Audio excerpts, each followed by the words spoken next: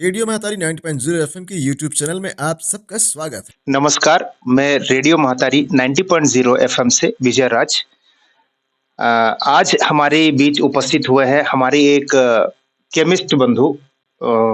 मैं आपका परिचय लूँगा, लेकिन उनके बहुत ज़्यादा अच्छा तजुर्बा है एग्रीकल्चर सेक्टर में तरह-तरह की बीमारियों को बचाने के लिए, किसानों के साथ में, उनके साथ में जो फील्ड रिएक्शन, ये सारी चीज़ों के ऊपर में, वो हमारे श्रोताओं को कुछ जानकारी देंगे। नमस्कार सर, नमस्कार। पहले आप अपना परिचय दीजिए। जी, मेरा नाम हेमलाल पटेल है। मैं सुखी डबरी दामन बोर्ड से हूँ। जी।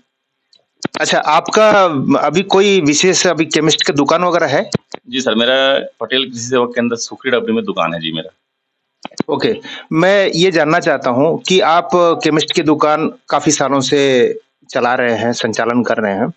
तो हमारी इस अंचल में, बागबारा क्षेत्र में, जो किसान रबी फसल बोते हैं, उनको कृषि संबंधित जो-जो समस्या निकलता है, जो कि आप उसको समाधान करते हो दवाई देकर, कुछ विशेष ऐसी बीमारियों के बारे में बताइए जो सबसे ज़्यादा लोगों को प्रभावित करता है और लोग उससे ज़्यादा नुकसान फेस करते हैं। तो उसकी जानकारी थोड़ा बताइए। अभी जो है सर यानी रबी फसल सीजन में तना छेदक सबसे ज़्यादा किसानों को प्रभावित करता है। जी, तना छेदक जी। तो आप उस तना छेदक के ऊपर में थोड़ा-सा हमारा श्रोता बंधुओं को बताइए कि ये कैसा लक्षण है, किस तरीके से इसका उपचार के बारे में भी आपको पूछा जाएगा। ये तना छेदक जो है शुरुआती लक्षण जैसे नर्सरी जो धान होते हैं ना, उसमें सबसे पहले छिड़काव करना चाहिए। क्या है कई बार किसान जो है ना उसमें यानी छिड़काव नहीं कर पाने से थोड़ा-सा यानी ज़्यादा प्रकोप बढ़ जाता है। अच्छा। जी, जी, जी। और उसमें जो है भाई जो धान के जो है इतना साइज़ का जो हो जाने के कारण उसमें ना कम से कम जो धान का लगभग 20 से 25 दिन के अंतराल में पहला तना छेदक डोज़ डालते हैं हम लोग। ओके। जनरली ये कैसे इसको पहचान किया जाएगा? जैसे अभी हम लोग का खेत है, हम लोग धान उगाए हैं, लेकिन ये अचानक कैसे हुआ है बोल के कैसे जानकारी मिलेगा? उसमें सबसे पहला जो है लक्षण ये दिखाई देता है कि धान जो है सूखने लगता है और जगह-जगह पे जैसे अपना यानी घेराव जो है ना सूखने के कारण वहाँ पे ना आपको पहचानने लग जाएगा कि ये तना छेदक लग गया है ऐसा करके। जी, जी, जी। तो हमको एक आध धान को भी उखाड़ के उसको देखना पड़ेगा कि उसके बीच में स्टेम बोरो हुआ है कि नहीं हुआ है। जी, जी।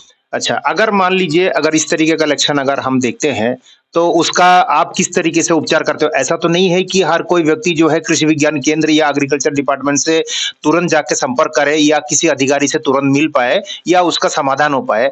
तो सबसे पहले तो वो आएगा लोकल वैद्य जो कि आप ही लोग हाँ। वहाँ पर दुकान खोल के रखे हैं। तो आपके पास में सबसे ज़्यादा तजुर्बा रहता है इस मामले को लेकर।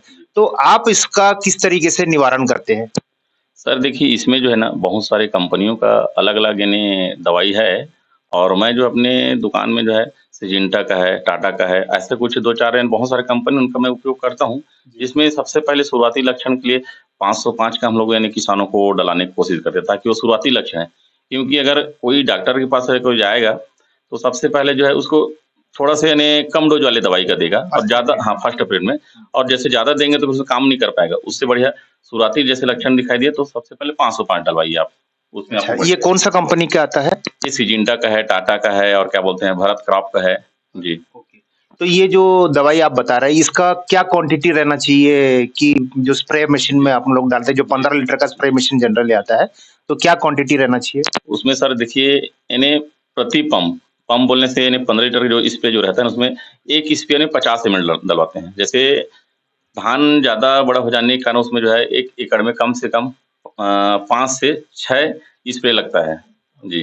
वो एकड़ के हिसाब से वो कैलकुलेट किया जाता है। 1 एकड़ में बोलने से यानी प्रति एकड़ यानी 500 एमएल 500 एमएल जी। अच्छा, ये हुआ आप 500 जो मेडिसिन बता रहे हैं, सिजेंटा का, जी। इसका क्या कॉस्ट होगा मार्केट वैल्यू? और इसका कॉस्ट वैल्यू जो है छोटा-छोटा कंपनियों का लगभग 500-600 में मिल जाता है। वो तो ओरिजिनल देखा जाए तो 700-800 रुपए में इसका लीटर आता है, जो 2 एकड़ जाता है। 1 लीटर प्रति 2 एकड़ जाता है जी। कई छोटे किसान जो इसको 2.5 एकड़ में भी चला लेते हैं। तना छेदक का उपयोग अगर कम दिख रहा है उसका लक्षण तो 2.5 से 3 एकड़ भी कर लेते हैं जी। अच्छा, मैं कई किसानों से मैं इंटरेक्ट किया था, मैं सुना था कि कुछ मेडिसिन डालने के बाद भी वो प्रभावी नहीं होता है। तो वैसी कंडीशन पे जैसे मान लीजिए इसका रेजिस्टेंस पावर बढ़ जाता है, तो बीमारी रुकता नहीं है, तो इस कंडीशन पे आप इसके ऊपर में और कुछ डोसेस है क्या जो इसके ऊपर में देने लायक, या ऐसे कुछ मेडिसिन का नाम है आपके पास? जी, जी, है ना। जैसे शुरुआती लक्षण अगर दिख रहा है, उसमें अगर कंट्रोल नहीं हुआ, तो आप उसके हिसाब से आप बाइफेंथ्रिन बोलते हैं उसको। बाइफेंथ्रिन 5% इसी ऐसे बोलते हैं, हमारे जो कंपनी का नाम है वो भी अलग-अलग कंपनियों का अलग-अलग रहता है। वो भी यानी 800 से 900, ₹1000 ₹1200 तक लीटर रहता है, जो 2 एकड़ जाता है वो। और उसमें भी प्रति यानी पंप जो है 50 एमएल डलवाते हैं किसानों को। और उसमें अगर ठीक नहीं हुआ, तो उसको आप 50 से जो है 60 एमएल डलवा सकते हैं। उसमें बिल्कुल ठीक हो जाएगा। जी, उसका कॉस्टिंग क्या बैठता होगा फिर भी? यानी अप्रॉक्सिमेट? अब 1 एकड़ में कमान यानी लीटर प्राइस में आता है, आधा में भी आता है मान के चलो। तो 1 एकड़ में लगभग जो है वही ₹600 ₹500 खर्चा आता है वो। जी। तो श्रोता बंधु, आप लोग सुन रहे हैं हमारे जो भाई है हेमलाल पटेल जी, जो अपने केमिस्ट के शॉप है, काफ़ी सालों से उनका बहुत बढ़िया एक्सपीरियंस है। तनाछेदा जो है हमारे यहाँ का एक बहुत पेनफुल बीमारी है, जो कि आप किसानों का हर किसी के मुँह से सुनने को मिलता है, जिसका एक बार चालू हो जाता है तो ये कंट्रोल नहीं होता है और बहुत मुश्किल हो जाता है, पैदावार जो है पूरी नुकसान उसका जो है साल भर का क्रॉप नुकसान हो जाता है। तो मैं धन्यवाद करता हूँ हमारे बीच में उपस्थित है हेमलाल पटेल, अपना बहुमूल्य समय देकर रेडियो महतारी के लिए आज बहुत बढ़िया एक इंटरव्यू दिया। आशा करता हूँ कि इस दोनों दवाई के बारे में लोग जागरूक हो जाएँगे और केमिस्ट के शॉप से खरीदेंगे। और मेरे एक सुझाव है सभी किसान भाइयों को कि हमारे यहाँ पर एग्रीकल्चर डिपार्टमेंट है, जिसमें एग्रीकल्चर साइंटिस्ट हमारे हुआ करते हैं महासमुंद में, कृषि विज्ञान केंद्र के भी। अगर बीमारी थम नहीं रही है, तो मेरी सुझाव ये रहेगी कि आप एग्रीकल्चर साइंटिस्ट जो कृषि विज्ञान केंद्र या एग्रीकल्चर डिपार्टमेंट के जो ऑफिसर्स हैं, उनसे भी आप संपर्क कर सकते हैं, क्योंकि वो भी लेटेस्ट जितनी भी इनोवेशन है, जो आविष्कार हो रहा है मेडिसिन के ऊपर में, उनका भी वहाँ रिसर्च होता है, तो उसका भी लाभ उठा सकते हैं।